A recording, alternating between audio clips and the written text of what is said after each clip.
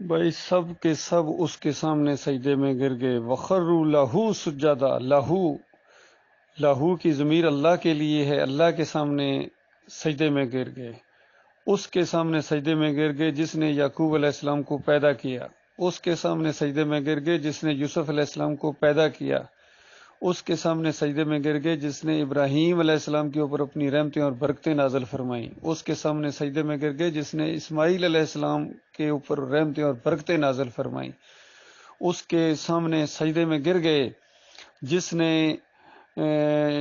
یوسف علیہ السلام کو کنان سے ایک بچے کو اپنے منصوبے کے تحت مصر تک پہنچایا اور پھر تربیت کا انتظام کیا اور پھر مصر کا بادشاہ بنا دیا.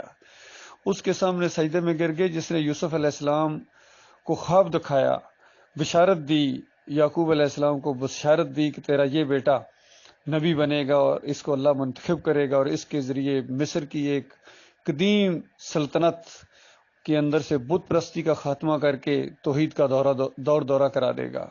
اس کے سامنے سجدہ کیا انہوں نے جس نے اس خاندان کے اوپر رحمتوں اور شفقتوں کی بارش کر دی، اس مجاہد خاندان کے اوپر.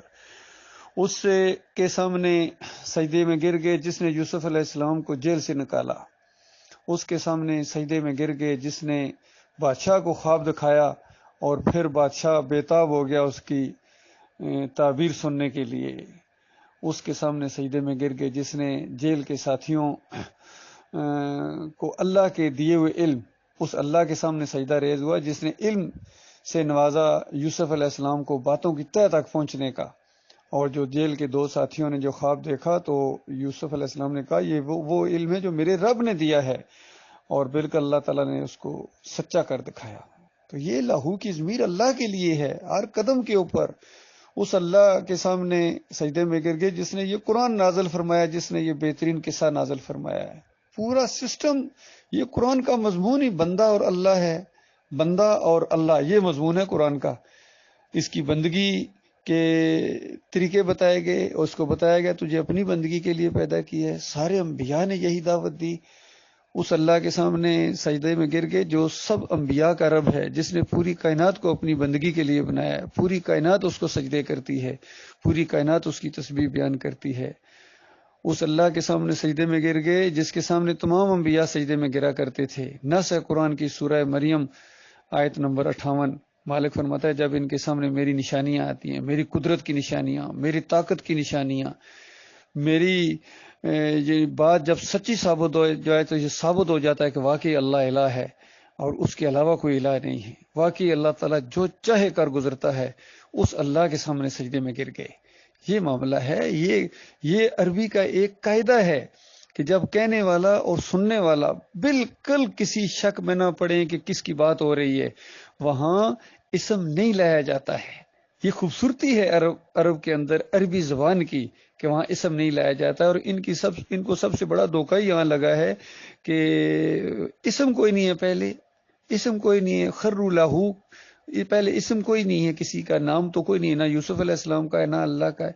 بھائی جب بات سجدے کی ہو، بات جب بندگی کی ہو، بات جب شکر گزاری کی ہو تو خود اللہ کی طرف یہ معاملہ جائے گا، کسی اور کی طرف جا ہی نہیں سکتا ہے.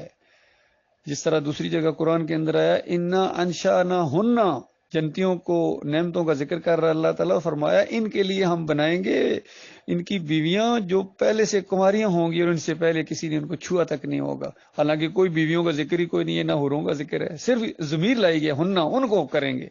تو چونکہ بات جنتیوں کی نعمتوں کی ہو رہی ہے تو جب خواتین کی باتیں ہیں تو مثال ان کی بیویاں، ان کی حوریں، اس کا ذکر ہے.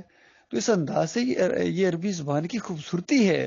تو ان کے اندر اصل میں وہ فہم و فراست بھی نہیں ہے، اور نہ ہی قرآن کا جو زور ہے، جس انداز سے وہ زور بیان ہوا ہے کہ یوسف علیہ السلام فائل نظر آ رہے ہیں وہاں کہ کس طریقے سے انہوں نے اپنے پورے خاندان کو باہر نکل کر، یعنی شہر سے باہر نکل کر ان کا استقبال کیا اور پھر شہر کے اندر لے کے آئے، پھر ان کو تخت پر بٹھایا اور سارے کے سارے اللہ کے سامنے سجدہ ریز ہو گئے کہ اتنا مالک نے ہمارے اوپر کرم کیا، اتنی رحمت کی کہ وہ مصر جس کے اندر یوسف علیہ السلام کے بھائی جو ہیں وہ ڈرتے ہوئے داخل ہوتے تھے، اور ایک دفعہ تو خیرات مانگنے کے انداز میں آئے ہیں اور آ کے درخواست کی ہے کہ تھوڑے سے ہم پیسے لے آئیں بادشاہ سلامت، ہمیں پورا غلہ دیں، ہماری جو فیملیز ہیں، ہمارا خاندان سخت بھوک کے اندر ہے، سخت پریشانی کے اندر ہے، اور آپ صدقہ کریں ہمارے اوپر۔ اور اللہ تعالیٰ صدقہ کرنے والوں کو بہت ہی پسند کرتا ہے، اس طرح ترغیب بھی دے رہے ہیں، صدقہ کرنے والوں کو اللہ تعالیٰ بہت پسند کرتا ہے، ہمارے اوپر صدقہ کیجیے۔ تو غور کیجئے، ایک وہ کیفیت ہے، اور اب یہ ہے کہ رائل فیملی کی حیثیت سے جناب بالکل مالک، جس طرح ملک کے حاکم بن جاتے ہیں، حکمران خاندان کی حیثیت سے وہ مصر کے اندر داخل ہو رہے ہیں، تو وہ اللہ کے سامنے سجدہ ریز نہ ہوتے؟ کس کے سامنے سجدہ ریز ہوتے؟ یہ سب کچھ کس نے کیا تھا بتائیے؟ یہ سارا منصوبہ، سارا کام کس نے کیا ہے؟ یوسف علیہ السلام نے کیا تھا۔ یوسف علیہ السلام تو بارش کا ایک قطرہ نہیں نیچے برسا سکتے تھے، جب تک 7 سال کے لیے اللہ نے بارشیں روک دیں۔ یوسف علیہ السلام اور یعقوب علیہ السلام زندہ پیغمبر زمین کے اوپر موجود ہیں، بارش کا ایک قطرہ نہیں برسا سکے ہیں، اور نہ ہی کسی نے ان سے کہا بھی آپ پیغمبر ہیں بارش تو برسائیں۔ ان کی تعلیم بھی یہی تھی کہ بارش اللہ نے روک دیا، اب کوئی برسانے والا نہیں ہے، اور پھر 7 سال اللہ نے خوب بارشیں برسائی ہیں۔ تو بتائیے وہ گندم کس نے اگائی تھی؟ وہ غلے کس نے اگائے تھے؟ اس غلے کو سٹور کرنے کی ترکیب کس نے دی تھی بتائیے؟ اگر اللہ وہ ترکیب نہ بتاتا تو یوسف علیہ السلام تو نہیں کر سکتے تھے۔ تو یہ ساری نعمتیں کس کی ہیں؟ اس اللہ کے سامنے یہ سجدہ ریز ہو گئے۔ یہ اللہ کا حق ہے، اس کو سجدہ کیا جائے، ہر لحاظ سے سجدہ اللہ کو بنتا ہے، ہر اینگل سے سجدہ اللہ کو بنتا ہے۔ لیکن جس کی مت ماری جائے، وہ پھر جس کا ایمان خراب ہو، جس کا عقیدہ خراب ہو، وہ اس طرح تفسیر کرتا ہے کہ یوسف علیہ السلام کو سجدہ ہوا، اندازہ لگائیے، ان کی مت ماری گئی، ان سرفروں کی۔ اللہ تعالیٰ ان کو مرنے سے پہلے توبہ کی توفیق دے، اور جو مر گئے وہ تو فارغ ہو گئے، اور جو بچ گئے ہیں ان کے لیے موقع ہے۔ اور اللہ تعالیٰ مخلص مومنوں کو ایمان خالص کے اوپر قائم رکھے، جوڑے رکھے، ان کے دل ایمان کی وجہ سے محبت کے ساتھ جڑے رہیں۔